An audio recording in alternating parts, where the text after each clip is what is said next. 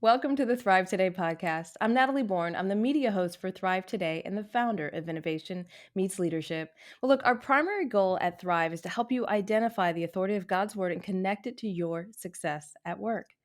Well, today we're talking with Shaunti Feldhahn. Shaunti received her graduate degree from Harvard University, and she was an analyst on Wall Street before she unexpectedly became a social researcher, best-selling author, and popular speaker. Today, she applies her analytical skills to investigating eye-opening, life-changing truths about relationships, both at home and at work. Welcome to the podcast, Shaunti. It's great to be with you.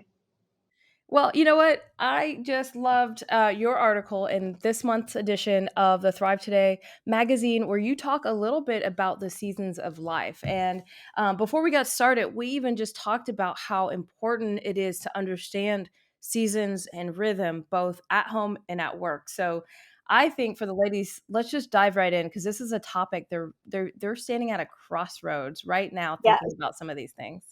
yes. It's interesting. This project has been going on for years, and I wrote this book called The Life Ready Woman quite a few years ago. And there's a companion Bible study called, of all things, Find Balance, because that is what a lot of us are trying to do, right? All of us busy women.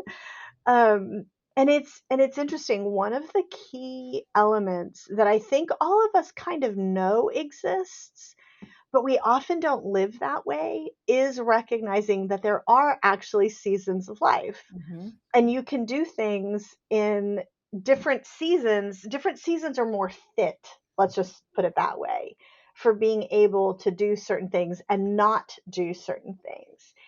And it's the big sort of starting point, honestly, Natalie, that we women, especially high capacity women, who have a lot of opportunities in the workplace, a lot of leadership opportunities, one of the things that we have to confront is that we do have to make choices because we can't sort of have it all at the same time. Like maybe be able to have it all over the course of our lifetime, but we're not designed to be able to have it all and do it all and be it all at the same time. And this, I have to just sort of tell you where this came home to me. I thought this was hilarious. Um, a number of years ago, I released a book called The Male Factor, which was, helping women in the workplace and sort of in leadership and interfacing with many of our male colleagues who often are also in leadership. Yeah. And I launched the book on the Today Show. And Meredith Vieira was the one that interviewed me. This was back when Meredith Vieira was on the Today Show. And and it's interesting. I found her to be so astute. Like I don't always agree with her on everything, Sure. but she was very professional, very astute. I really, really appreciated the way she handled certain things. And I was like, I have to tell her that something she said is so wise for women like us who are in these crazy seasons with lots of demands. Most people don't remember that Meredith Vieira, before she was on the Today Show, how she was on The View? Before Hmm. she was on The View, she was actually one of the primary correspondents for 60 Minutes. Oh, wow. A lot of people don't know that. And she was Mhm. juggling, like a lot of us are, spouse, kids, demanding work, travel. And she went to her boss at 60 Minutes. I think Steve Hewitt was the producer. And she said, I have little kids. I'm going on all these international assignments. Um, and whenever you're on an international assignment, it just takes a lot of extra time Yes. away from the family. And she said, during this season of life, it would be great if I could be put on more domestic assignments Hmm. so that I could be away from home for one or two nights rather than for a week at a time. And Steve Hewitt, the producer of 60 Minutes, said, I'm sorry, this is the job. Wow. Like, either you do it the way we kind of need you to do it or you leave. And she said, fine, I'll leave. Wow. Can you imagine being one of the only female correspondents on your dream job and going, I'm going to make this choice according to the fact that I'm living in a season with young children. And that must have felt like the death of a dream, right? Like she Yeah. didn't know that a few years later she'd be on The View. She didn't know that a few years later she'd be on the Today Show. She was just being authentic, trying to recognize what was needed. She wrote, there was an interview with her um, a few years later where it was Time Magazine was doing this series on successful superwomen or something. I forget what they called it, but that, whatever we feel like we're supposed to be, right? And the was one question that the interviewer asked each of these women and leaders in media and Hollywood and business and healthcare and whatever. And they asked each of these female leaders who had risen to the top of their game, Mm-hmm. what do you say to women who want to have it all? And it was one after another of rah, rah, you go girl, Mm-hmm. right? You can do everything. You can have it Right. all at the same time. Meredith Vieira said, I hate that expression. Wow. And she said, when I left 60 Minutes to focus on my family, I had women who came up to me very angry Wow. and said, how, you were proof that you could have it all. Like, God. how dare you leave? And she said, I thought that was ridiculous that I would lie to myself to create a lie Uh-huh. for everybody else. Yeah. And she said, you have to prioritize. And, she said, depending on your season of life, if you can fit in a husband and kids and a job and volunteer activities and all these other things and be Yep. comfortable with it, awesome. But she said, I realized I couldn't at that Yeah. time and give my kids and husband what they needed.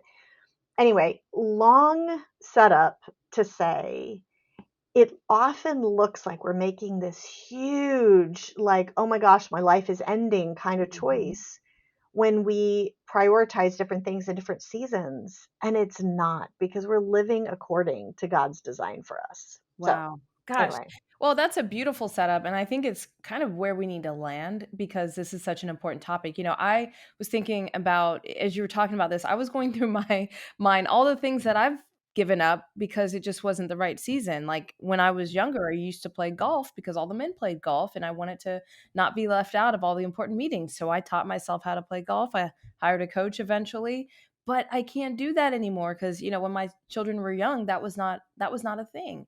And then I also think about Jack Welch, who came out and said, hey, it's not work life balance, it's work life choices.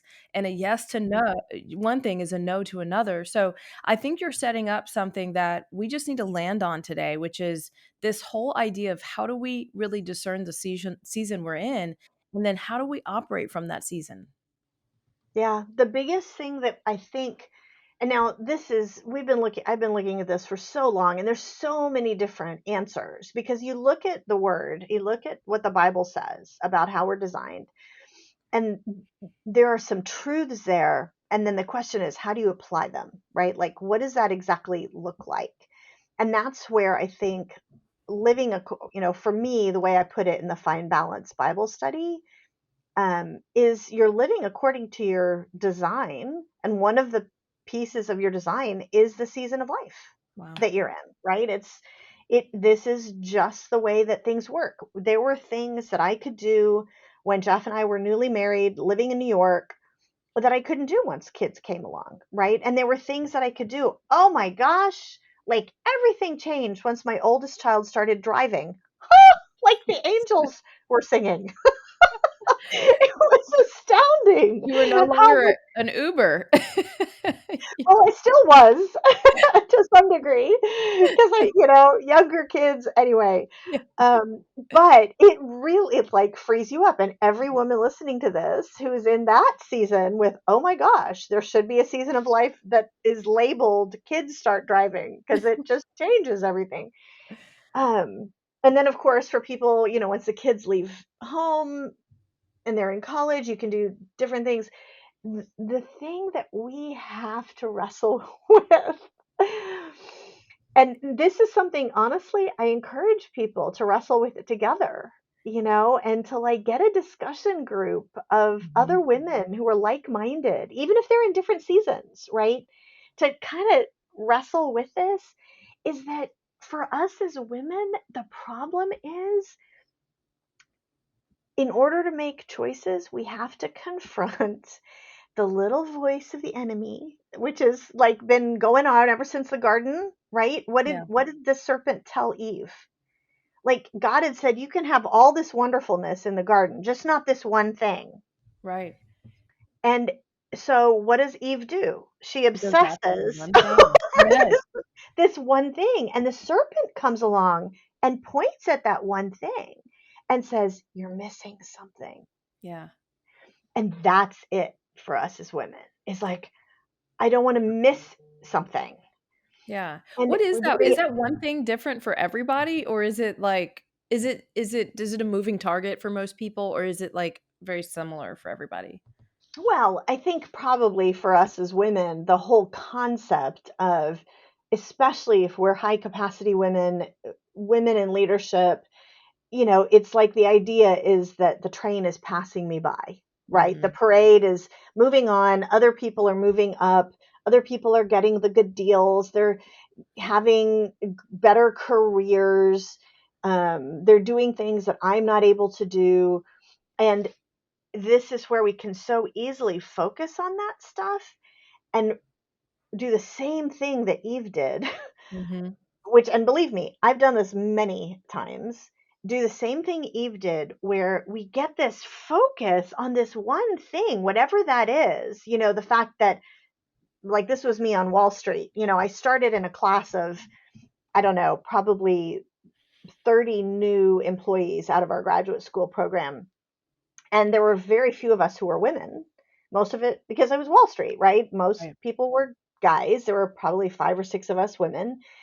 And I'm watching these men move up, and I'm watching them do these other things and take international assignments. I was in an international group, but I was a newlywed.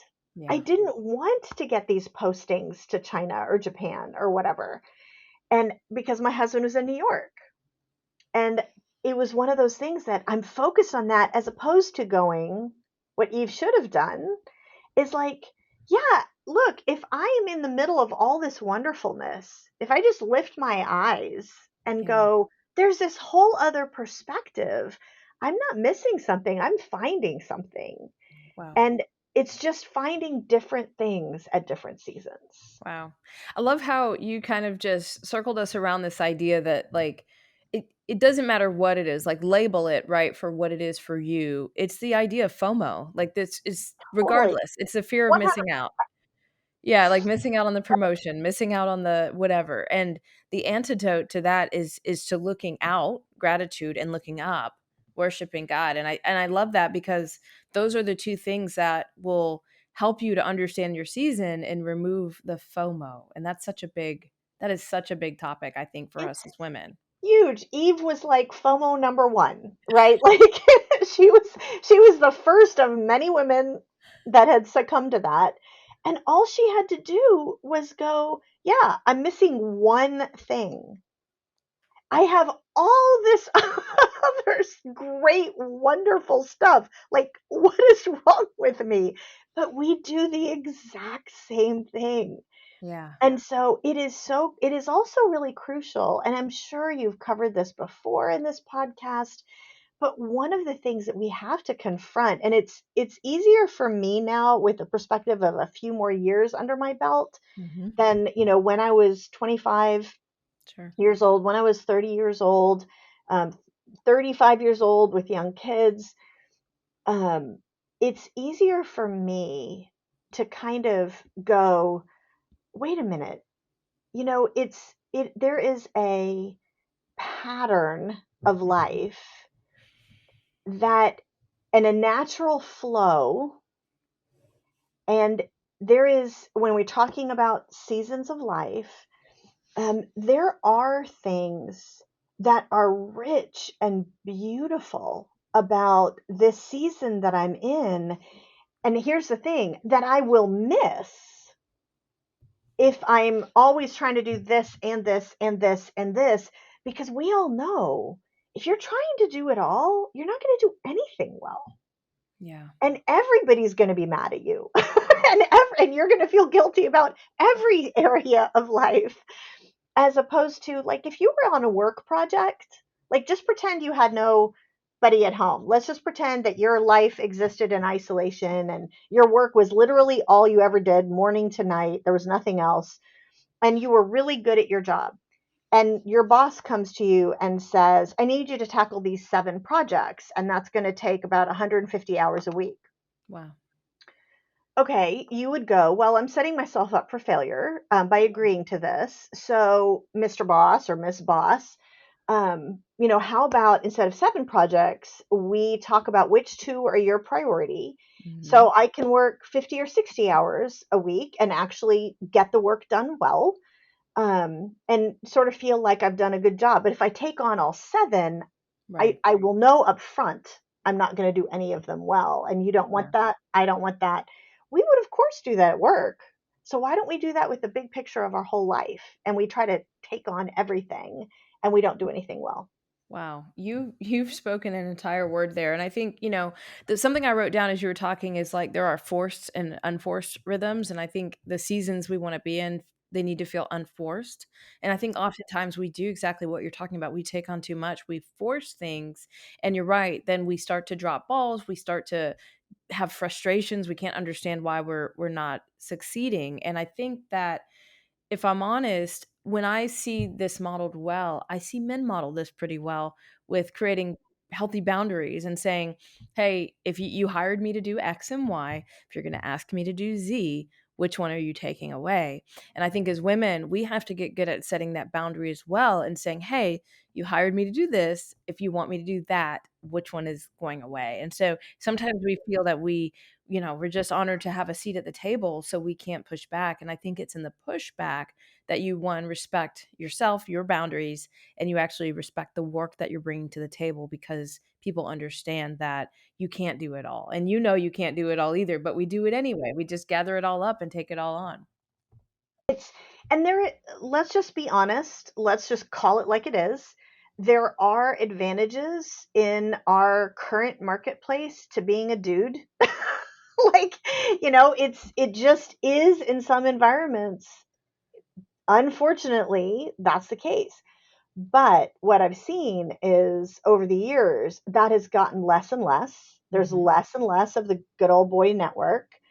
And it's really, truly about, who is it that it's not just about results. And this is something that is a huge misunderstanding to many women in leadership in the workplace. Women think it's all about the results, and it's not. That's a giant myth. It is about the results and being seen as being part of the team and being all in on whatever it is that the team is carrying. And this is something that a lot of times women aren't necessarily good at signaling, because for us, we know we're competent, right? Like it shouldn't matter if I have to leave at 5 o'clock to go get Johnny to his baseball game, as long as I get my work done. Right. And I'm going to be up at midnight finishing the report. So it doesn't matter. And one of the things that we have to wrestle with is that for the results, that's true.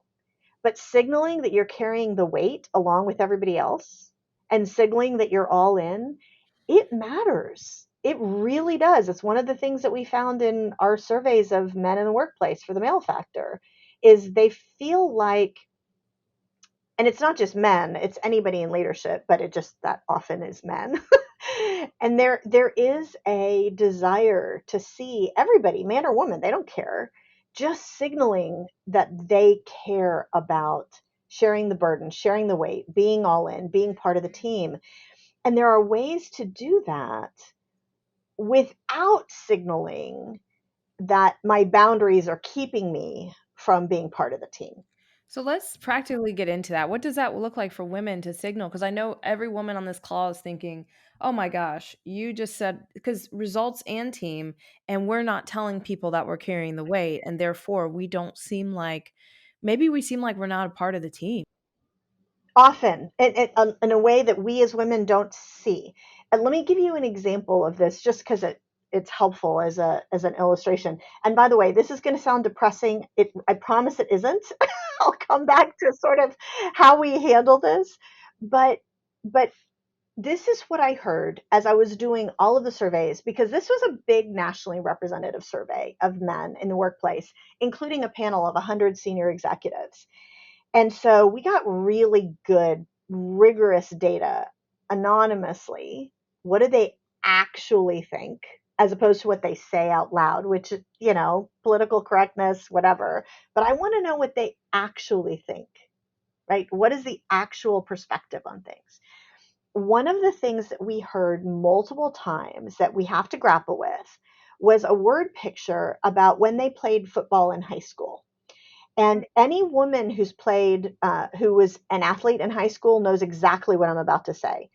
But a lot of us, like I did other stuff. I wasn't a sports girl. I did tons of activities, but I didn't go on soccer team past middle school, right?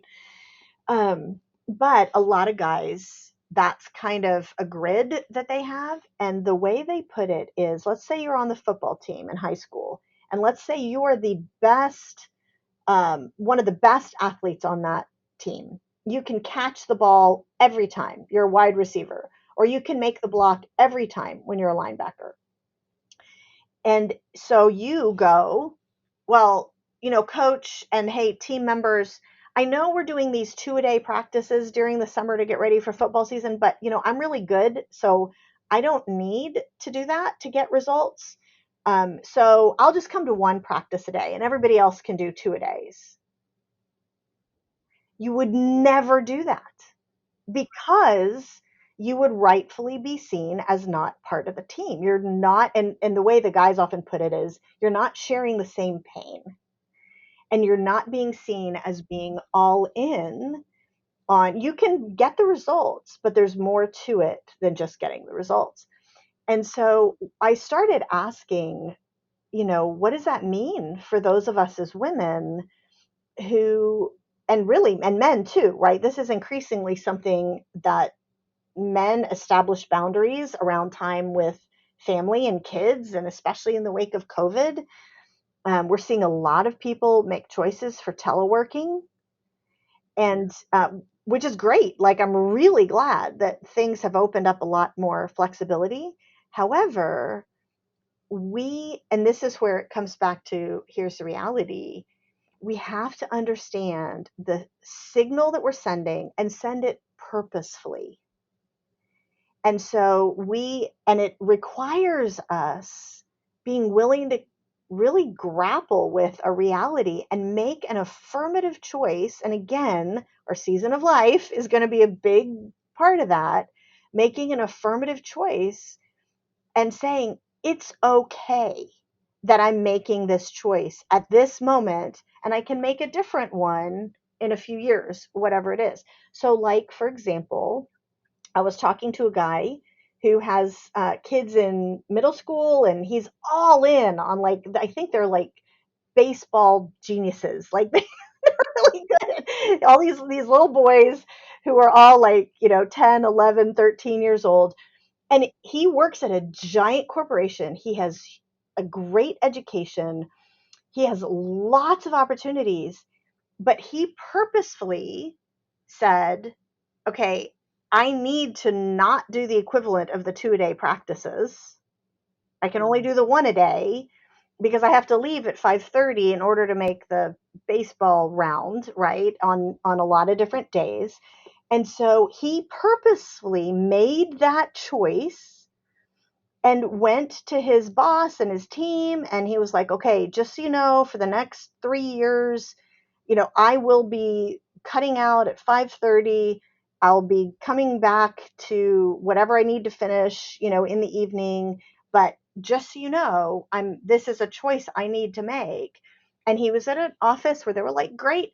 And he made the choice knowing that, okay, so that meant he wasn't going to be up for the promotion for that season. And he was cool with that. And the problem is, we often as women, we try to make those choices and still try to be up for everything. But we don't, And and we also don't communicate, and that's kind of what I hear you that's saying as the well. Like the team now knows where his priorities lie. They know where he is when he's not there. He's not mailing it in. He's with his kids, and he'll be back online yeah. later to finish the work. And I think what you're saying feels so simple, but I don't do this. I don't say, "Hey team, I'm in a season." Like right now my daughter's doing volleyball, right? So I'm in a season where my daughter's Oh doing yeah. volleyball. So you may notice from time to time I'm not here. I'm at a game. Like I don't I don't say that. And so I feel like, you're right. Like we're missing out on the opportunity to tell people we are a team player, but here's where we are. It is the blessing of the last few years with COVID and the advent of telework and virtual work being a thing is that it used to be that there was, especially with kind of the old guard, not so much kind of the Gen X and millennial generation, but slightly older generations. It used to be that when you would say, "Well, I'm leaving to go to a volleyball game," people would kind of that would be looked down on too. Today, everybody's seen everybody's kids in the back of their Zoom calls. They've seen the pets, they've seen the delivery guys. Everybody knows everybody lives a life, right? And so the good thing is that it's kind of broken that barrier to some degree. And there is a lot more permission to be able to say, I'm doing this, but I will get it done. Or, and because this is what a lot of us have trouble with, or being able to evaluate and officially say, I want to do a good job on this. So, hey, boss, colleagues, um, this is a 60-hour a week project, and I only have 40. So, what can we do? How can we actually get this accomplished? And being purposeful about it, and being okay that setting those boundaries means that there's going to be trade-offs and consequences in our work life. And that is fine, as opposed to having the fantasy and living according to this fantasy that I should still be the person put on the big deal that's going to be requiring all the travel and the time and the whatever. Like, okay, no, I am okay that I will maybe get one of those deals every once in a while. And instead, maybe once the kids are in high school, then I can put my hat in the ring for those big deals. When they're driving, Right. it's just, again, it's a different season. I have loved this because we are leaning into knowing your season is knowing your boundaries, and knowing your season is also knowing how to communicate. And I think, regardless of where you're at in your organization or in your business, these are all principles that we can carry through to our customers. We can carry them through to our family. These are beautiful principles that, some of us just need to sit down and say, where am I really at? What's really going on? Because maybe I have been fooling myself. I have been so involved in FOMO that I'm not actually taking the time to think some of these things through. Shanti, here's what I know about you. You're a wealth of information. What are like maybe three of the books that you've written that you would highly suggest, maybe to kind of continue the conversation on these topics that women could pick up and start to dive into? So, probably the starting point, if somebody really wants to dive in and like figure out how to apply this to their life, I really would suggest the Find Balance Bible study. Yeah. Okay. I'm at the top of the list. So I'm like over here raising my hand. And I really would suggest that you get a few girlfriends to do it with you. You can do it by yourself, but it's designed for discussion, and it's designed to be able to have other women wrestling through this with you. Mhm. Now, I will say it is important to be aware that, and we set this up at the beginning of the Bible study, that we lean heavily into what is the Bible actually calling us to? And so if there's somebody in the group who they're not as on board with the idea that the Bible should be a guide, that's something that, you'll be wrestling with as a group. But if you're up for that, that also makes a good outreach. Yeah, So, absolutely. But that would be the first thing. And the book that goes along with that is called The Life Ready Woman. Okay. So those that would be the starting point. The other thing that might help if you do work with men, I would suggest the male factor. Now it's a 10-year-old book. The study was done 10 years ago. It doesn't have anything about all the virtual remote options that we have today and all the stuff that we talked about. So what we talked about today is more of an update to that. So just keep that in mind. But everything else is very helpful, I think, for people like us who work with a lot of guys. So That's so awesome. Well, I know we're out of time, but I would love to just continue this conversation because I think we could talk for another absolutely. 2 hours on this, but I just wanna say thank you so much for joining us today and for being with us. Thanks, Natalie. Well, you can follow Shaunti at Shaunti.com. You can also go over to LinkedIn, Twitter, or Instagram and follow her at Shaunti Feldhahn. And I want to thank you, ladies, for joining us today for the Thrive Today podcast. Look, we want you to subscribe. We want you to share this episode on all of your social media platforms. And we want you to remember to thrive. We'll see you next time.